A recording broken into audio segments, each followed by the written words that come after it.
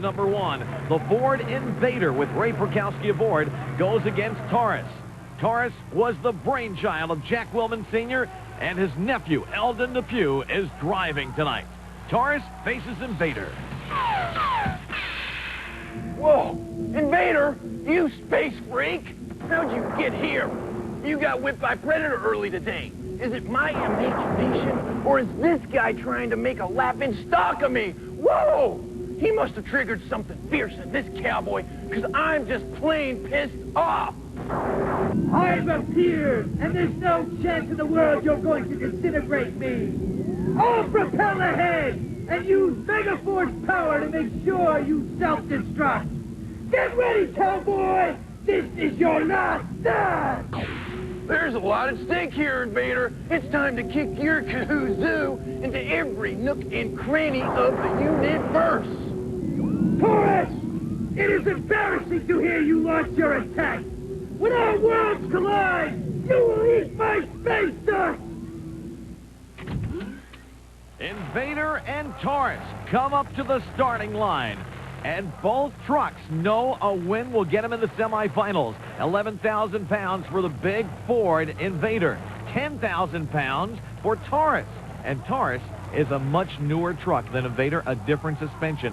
Eldon Depew in the inside lane. That is another factor that should figure in here. Everybody in that right-hand lane has lost so far today. Invader and Taurus wait for the green light. They get it.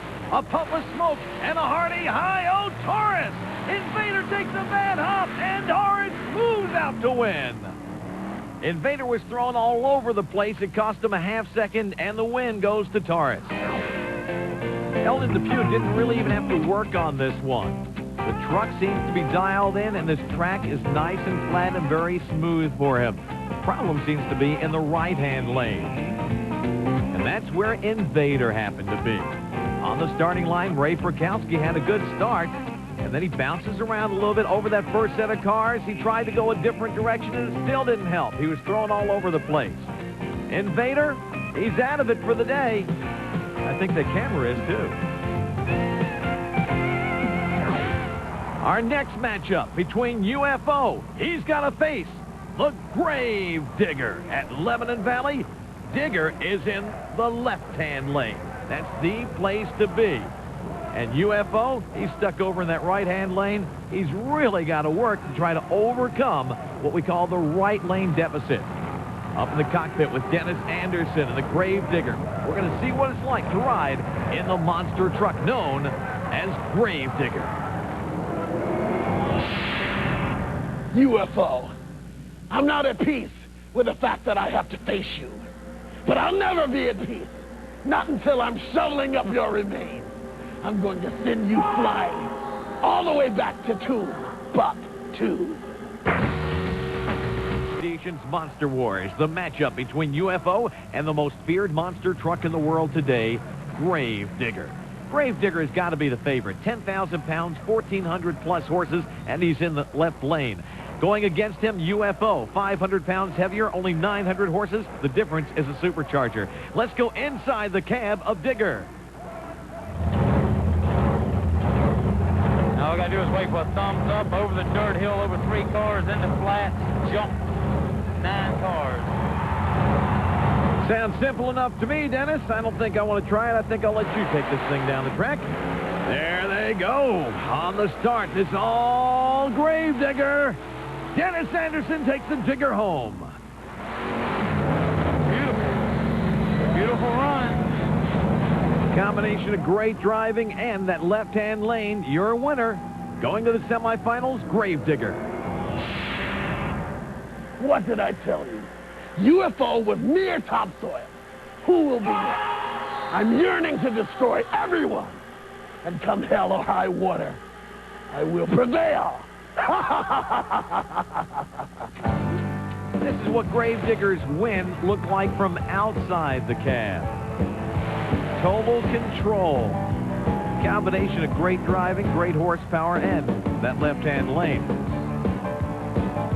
Dennis Anderson's truck, a little shorter wheelbase than many of the others. That's why he's not bouncing as much on this course. Whatever it is, UFO, he's just bounced himself out of another monster truck race. They call that the moon over my monsters at Lebanon Valley as the two next monster competitors come up. In the right-hand lane, Gary Porter and the Carolina Crusher. They'll go against Barefoot.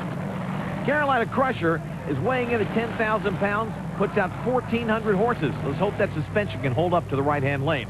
Barefoot, 10,050 pounds, 1,500 horses. He has a Keith Black Hemi aboard. That Hemi has really been developing some horsepower and taking Barefoot home in these races. Carolina Crusher, Barefoot line up and stage. Wait for the green light. There it goes.